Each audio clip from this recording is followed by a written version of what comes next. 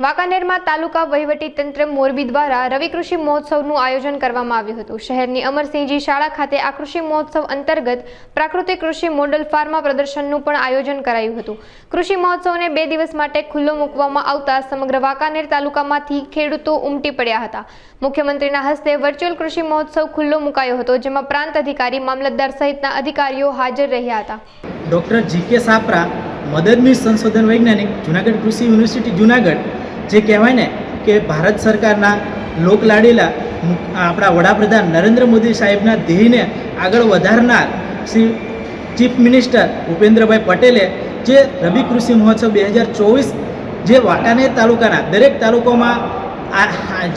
તાલુકામાં આયોજન કર્યું છે, તેમાં ખેડૂતોને કહેવાય કે વિભિન્ન પ્રકારના ખેતીના પાકોની કહેવાય કે બાગાયતી પાકોમાં મૂલ્યવર્ધન છે, બાગાયત પાકોમાં તાંત્રિકતા છે।